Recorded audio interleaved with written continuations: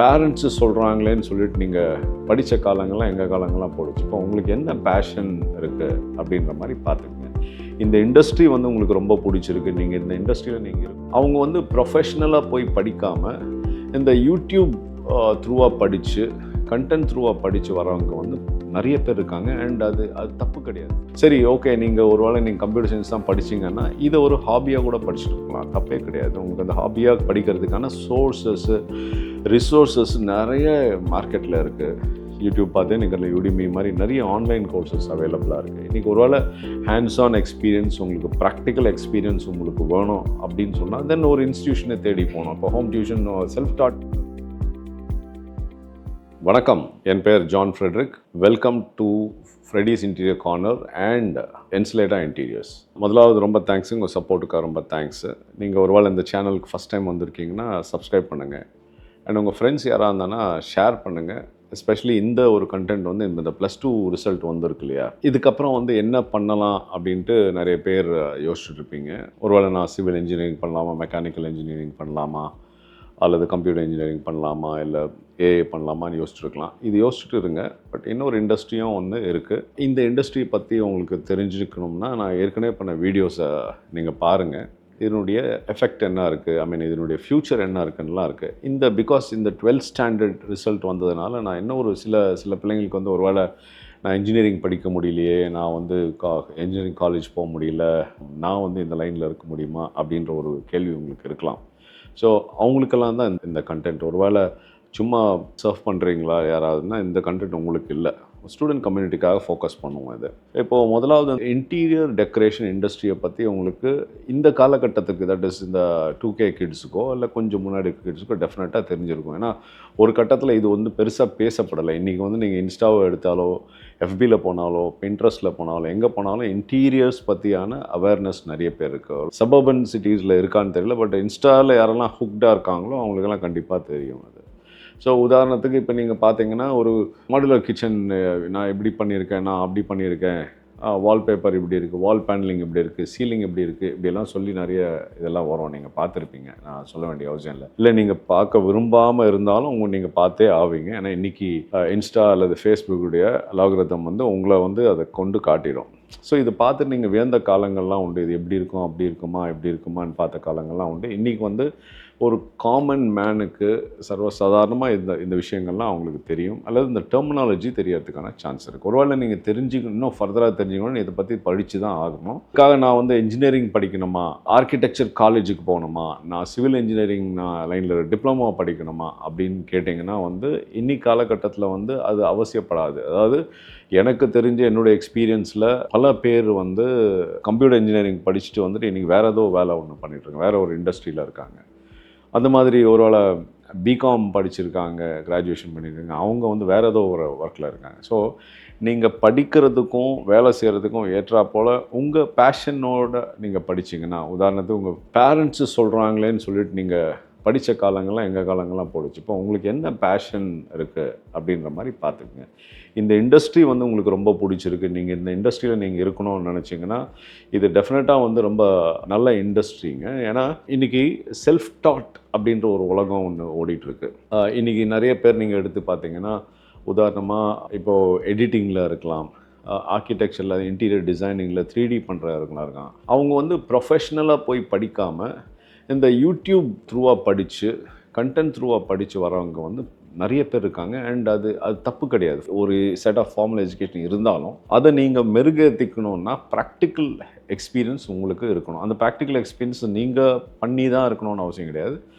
ஆன்லைனில் பார்த்தே நீங்கள் கற்றுக்கலாம். அந்த மாதிரி உலகம் எவால்வ் ஆகிட்ருக்கு. இன்றைக்கி பார்த்தீங்கன்னா, நேற்று என்னோடய நண்பர் ஒருத்தரை பார்த்தேன். அவர் வந்து டாக்டர் என்ன பண்ணிகிட்ருக்காங்கன்னா வந்து ஸ்கூலுக்கே அனுப்புறதில்ல சார், ஹோம் ஸ்கூலிங் தான் நான் பண்ணுறேன் அப்படின்றாங்க. நான் யோசித்தேன், ஹோம் ஸ்கூலிங் அப்படின்ட்டு அப்போ நம்மெல்லாம் படித்த எஜுகேஷன் சிஸ்டமெல்லாம் என்ன தப்பா? அந்த காலத்தில் இந்த காலத்துலையும் படிச்சுட்டு இருக்கணும், அதெல்லாம் என்ன தப்பா அப்படின்னு ஒரு கேள்விக்குறி வருது. அப்போது ஹோம் ஸ்கூலிங்கில் என்ன கட்டுப்பாட்டில் இருக்கணும்? இப்போ பிள்ளைங்க வந்து ஸ்கூலுக்கு போனால் தான் படிப்பாங்க அப்படின்ற இருந்த காலங்கள் போயிட்டு இன்றைக்கி வந்து அவள் ரூமுக்குள்ளேயே உட்காந்து படிக்கிற காலகட்டங்கள் வந்துடும். இட்ஸ் ஆல் எவல்யூஷன் தான்.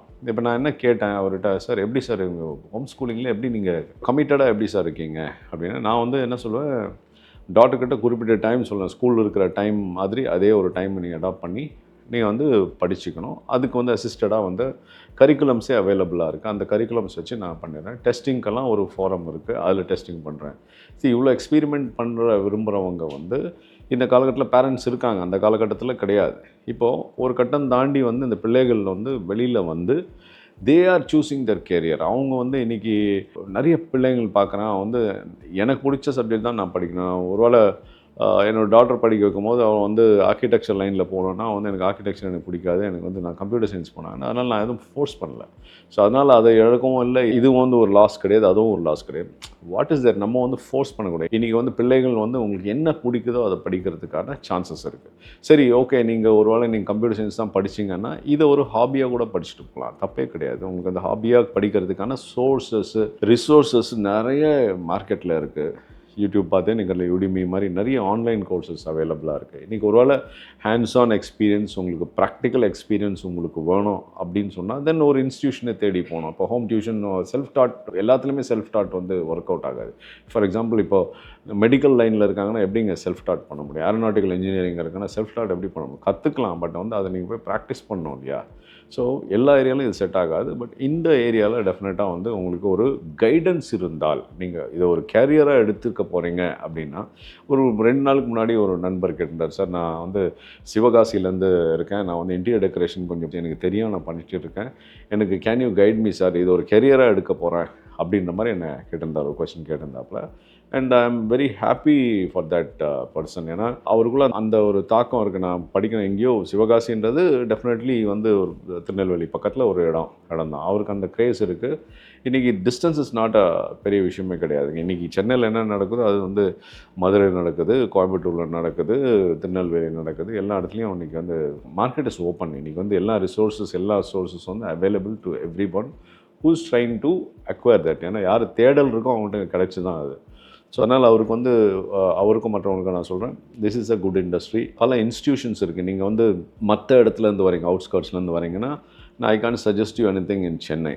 இங்கே ஒரு வேளை கோயம்புத்தூர்லேயே நிறைய இன்ஸ்டியூஷன்ஸ்லாம் இருக்குது. 3 இயர்ஸ் கோர்சஸ் இருக்குது, டிப்ளமோ கோர்சஸ் இருக்குது. இதுக்கப்புறம் நீங்கள் ஃபர்தராக நீங்கள் ஸ்பெஷலைஸ் ஆகணும், ஒரு வேளை பிஎம்எஸில் நீங்கள் வந்து இன்னும் எக்ஸ்பர்டைஸ் வேணும் அப்படின்னா அதுவும் வந்து இட் இஸ் அவைலபிள். ஏன்னா ஸ்பெஷலைசேஷன் எவ்வளோ பண்ண போகிறீங்களோ அதில் அவ்வளோ உங்களுக்கான வேல்யூஸ் இருக்குது இந்த இண்டஸ்ட்ரியில். ஸோ நீங்கள் வந்து ஒரு வேளை இந்த தேடல் இருக்குது, இந்த +2 படித்த பிள்ளைங்கள் வந்து நான் வந்து மார்க் ஜாஸ்தி எடுக்கலை, நான் இப்படி இருக்க முடியல, நான் வந்து இவ்வளோ படித்தேன், மேக்ஸில் நான் ரீடோட்டலிங் போகிறேன், நான் அடுத்த வருஷம் தான் நான் ஜேஇ எழுத போகிறேன், whatever ஏன்னோ நீட் எழுத போகிறேன், இன்ஜினியரிங், இதெல்லாம் இருக்கட்டும்.